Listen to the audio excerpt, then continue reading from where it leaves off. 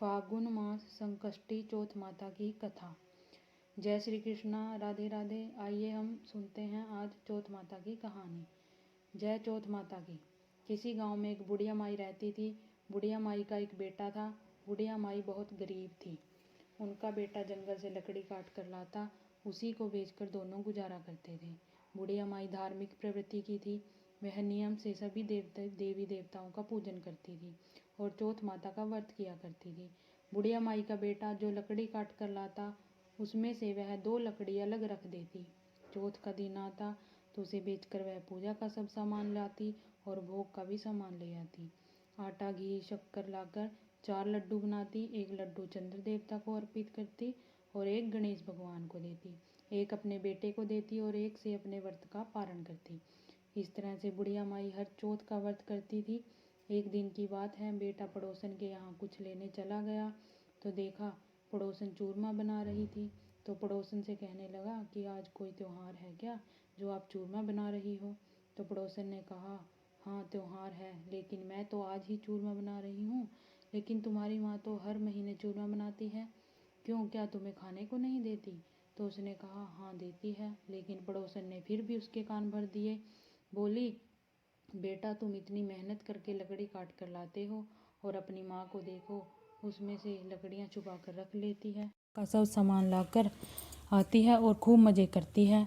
बेटे को तो पड़ोसन की सीख लग गई। जाकर अपनी माँ से कहने लगा कि माँ, मैं तो इतनी मेहनत से लकड़ी काट कर लाता हूँ और तुम उसमें से ही लकड़ियाँ छुपा कर रख लेती हो।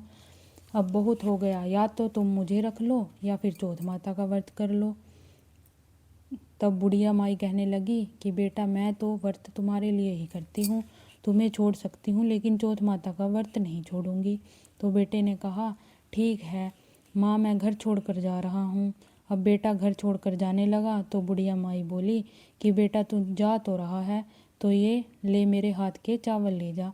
जब भी तुम्हें कोई संकट लगे तो चौथ माता का नाम लेकर ये चावल अपने चारों ओर डालकर बैठ जाना, चौथ माता तेरी रक्षा करेगी। अब उसके बेटे को इन सब बातों पे विश्वास तो नहीं था, लेकिन फिर भी उसने अपनी माँ के हाथ से चावल ले लिए और घर से निकल गया। अभी थोड़ी ही दूर गया था कि एक बड़ी नदी मिल गई। पार जाने का कोई रास्ता नहीं था।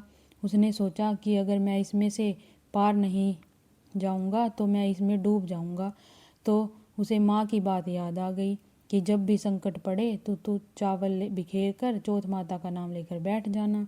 उसने तो चावल बिखेरे और चौथ माता का नाम लेकर बैठ गया और कहने लगा, हे चौथ माता, अगर आप सच्ची हैं तो मुझे रास्ता मिल जाए। अब उसकी माँ उसके लिए ही तो चौथ माता का व्रत करती थी। तो चौथ माता की दया हुई तो चौथ माता की दया से पार आने का रास्ता मिल गया।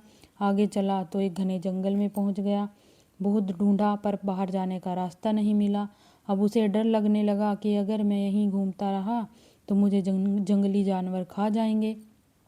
तो उसने चावल के दाने बिखेरे और चौथ माता का नाम लेकर बैठ गया और बोला, हे चौथ माता, अगर आप सच्ची हो तो मुझे जंगल से बाहर निकालो। अब जब उसने इस तरह से प्रार्थना की तो उसे बाहर जाने का रास्ता मिल गया।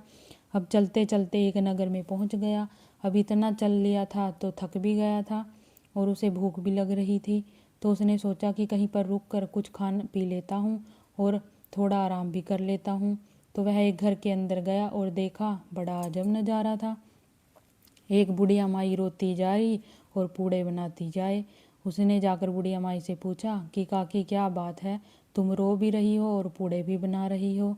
तो बुढ़िया माई कि बेटा, मैं ये पूड़े अपने बेटे के लिए बना रही हूँ।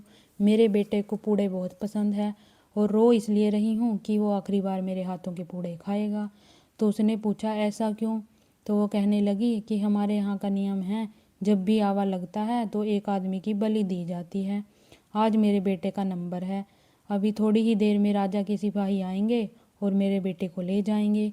तो वो कहने लगा, माई मुझे बहुत ज़ोर से भूख लगी है, तो एक काम कर, ये पूड़े मुझे खिला दे और मैं तेरे बेटे की जगह राजा के सिपाहियों के साथ चला जाऊंगा। और बुढ़िया माई उसका मुंह देखने लगी कि ये क्या कह रहा है, आवे में बैठने को कह रही हूँ और ये कह रहा है कि मैं चला जाऊंगा। तो वो कहने लगी कि बेटा तू पूड़े तो खा ले, कोई बात नहीं, पर कम से कम बात तो ढंग की कर। मैं आवे में बैठने को कह रही हूँ, कोई इनाम देने को नहीं कह रहे राजा जी। तो कहने लगा, हाँ हाँ मुझे पता है, मैं आवे की ही बात कर रहा हूँ। बस तू मुझे पूड़े खिला दे, मुझे बड़ा ज़ोर से भूख लगी है। अब बुढ़िया माई ने पेट भर कर उसे पूड़े खिला दिए। तो उसे पूड़े खाकर नींद आने लगी। बोला कि मैं थोड़ी देर के लिए सो जाता हूँ, जब राजा के सिपाही आए तो मुझे जगा देना। आधी रात को राजा जी के सिपाही आए और बुढ़िया माई सोचने लगी कि पराया पूत है, बड़ा भोला लड़का है, इसे जगाऊं या ना जगाऊं, ये तो आत्महत्या करने पर तुला हुआ है। अभी वह सोच ही रही थी कि इतने में आवाज़ सुनकर उसकी नींद खुल गई। तो उसने पूछा कि राजा जी के सिपाही आ गए क्या? तो कहने लगी कि हाँ आ गए। तो कहने लगा, ठीक है फिर मैं चलता हूँ। जाते जाते कहने लगा कि ले ये मेरी गठड़ी और लाठी रख ले, जब मैं वापस आऊँगा तो इसे ले लूँगा। अब उसका मुंह देख के बुढ़िया माई तो अंदर ही अंदर रोए जाए। तो ये बड़ा ही भोला लड़का है, इसे ये भी नहीं पता कि आवे में से कोई जिंदा नहीं आता। उसने फिर भी ले ली। तो उसने गठड़ी में से अपनी माँ के हाथ के दिए हुए चावल लेकर राजा जी के सिपाहियों के साथ चल दिया। जाकर उसे आवे में बिठा दिया गया और आवा बंद कर दिया गया। तो वो चावल बिखेर के चौथ माता का नाम लेकर बैठ गया कि हे चौथ माता, अगर मेरी माँ ने आपके सच्चे व्रत रखे हैं तो मेरा साथ देना। आवा बंद कर दिया गया। 2-3 दिन हो गए। 2-3 दिन के बाद वहाँ पर कुछ लड़के खेल रहे थे। उन्होंने आवे पर कंकड़ मारने शुरू कर दिए। तो उसके अंदर से आवाज़ आई और उसने पूछा कि कौन है। तो वो अपनी आवाज़ सुनकर डर गए। जाकर उन्होंने अपने अपने घरों में बताया कि आवे में तो भूत है, वहाँ से आवाज़ आ रही है। तो सब लोग इकट्ठे हो गए। तो उसने कहा, राजा से कह दो कि आवा पक गया। तो उन्होंने सोचा आवे में तो सच में भूत है। जाकर राजा को खबर की। राजा सिपाही भेजे कि जाकर पता लगाओ कि आवे में क्या है। तो उसने कहा, आवा पक गया है और राजा को कह दो कि आवा आकर देख ले। तो राजा को तो यकीन नहीं हुआ कि आवा तो 6 महीने में पकता है और 3 दिन में कैसे पक गया। फिर भी उसने कहा कि चलो आवे को खोलो। डरते डरते वो आवा खोलने लगे। तो उसने कहा कि अंदर से धीरे धीरे खोलो। अब तो डरते डरते जाएं, अंदर से एक एक बर्तन उतारते जाएं। जब सारे बर्तन उतर गए तो वो जिंदा साफ स्वस्थ निकल आया आवे में से। तो राजा और सिपाही सभी लोग उसे देखकर डर गए कि भाई तू कौन है, आवे में से तो कोई जिंदा नहीं आया। तो वो बोला कि मेरी माँ चौथ माता का व्रत करती है, उन्हीं के प्रताप से मैं बच गया हूँ। राजा कहने लगा, मैं तो नहीं मानूं, मैं तो तेरी परीक्षा लूँगा। अगर तू मेरी परीक्षा में खरा उतर गया तो मैं मानूंगा कि तू सच कह रहा है, नहीं तो तुझे दंड दिया जाएगा। अब राजा ने उसे हाथ पर हथकड़ी लगाकर एक घोड़े पर बिठा दिया और दूसरी बार राजा एक घोड़े पर खुद बैठ गया और बोला कि अगर तेरी चौथ माता सच्ची है तो तेरे हाथों की हथकड़ी खुलकर मेरे हाथों में लग जाएगी। अब उसने तो हाथ जोड़ लिए कि हे चौथ माता, और प्रार्थना की कि अगर आप सच्ची हो तो मेरी रक्षा करो। अब चौथ माता की उस पर कृपा हुई। उसकी माँ तो उसी के नाम के व्रत करती थी, चौथ माता उससे कैसे कुछ होने देती। उनकी कृपा हुई और हथकड़ी उसके हाथ से खुलकर राजा के हाथ में लग गई। अब राजा को तो उसकी बात पर यकीन हो गया। राजा पूरे आदर के साथ उसे अपने महल ले गया। राजा की एक बेटी थी। राजा ने अपनी बेटी का विवाह बड़े धूमधाम से उस लड़के से कर दिया। अब बुढ़िया माई का बेटा राजा के महलों में रहने लगा। एक दिन की बात है कि अपनी पत्नी के साथ महल की छत पर घूम रहा था। एक तरफ बिजली चमकती देखकर कहने लगा, आज तो हमारे गांव में बिजली चमक रही है। तो राजकुमारी ने कहा, आपका गांव भी है? तो कहने लगा, हाँ मेरा गांव भी है। तो वो पूछने लगी कि आपके गांव में कौन कौन रहता है? तो कहता, मेरी माँ रहती है, मैं अपनी माँ से नाराज होकर घर छोड़कर निकल गया था। तो राजकुमारी कहने लगी, तो मुझे तो अपने घर जाना है, मुझे तो अपनी सासू माँ जी का आशीर्वाद लेना है। ये बात राजकुमारी ने अपने माता पिता से कही। तो माता पिता उसके मना करने लगे कि तू तो राजकुमारी है, तू एक गरीब घर में तू कैसे रहेगी, एक टूटी सी झोपड़ी में तू कैसे रहेगी। तो बोली, ना मैं तो जाऊंगी। तो उसके माता पिता ने उसे विदा कर दिया। बहुत सारा धन दिया, बहुत सारे गहने दिए, नौकर चाकर दिए, खूब बड़ी सेना दी, हाथी पर बैठाकर दोनों को विदा कर दिया। अब वे नगर के लिए चल दिए कि ये तो लोगों ने का बेटा है। पहचान लिया। जाकर बुढ़िया माई को कहा कि आपके बेटा बहू आ रहे हैं।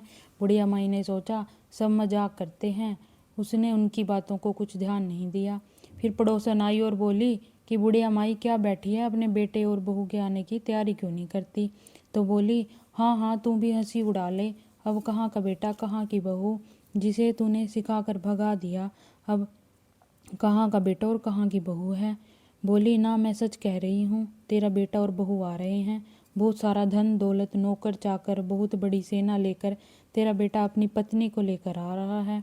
बुढ़िया माई उठी, उसने बहू के आने का स्वागत की तैयारी की। बेटा आकर अपनी माँ के पैरों में गिर गया, बोला माँ मुझे माफ़ कर दे, मैंने तेरे ऊपर शक किया, तू तो सच्ची की चौथ माता के व्रत करती है, चौथ माता की वजह से ही आज मैं जिंदा हूँ। तब बुढ़िया बहुत खुश हुई और उसने पूरे नगर में ढिंडोरा पिटवा दिया कि सभी चौथ माता का व्रत किया करो। चौथ माता की कृपा से सभी के घरों में धन संपत्ति हो गई। चौथ माता ने सभी की रक्षा की, सभी के बच्चों की रक्षा की। हे चौथ माता, जैसे बुढ़िया के बेटे की रक्षा की, सभी के बच्चों की रक्षा करना और सभी को धन संपत्ति देना। बोलिए चौथ माता की जय। दोस्तों अगर वीडियो अच्छी लगी हो तो लाइक शेयर और सब्सक्राइब जरूर कीजिए ताकि और अच्छी वीडियो मैं आपके लिए लेकर आ सकूं।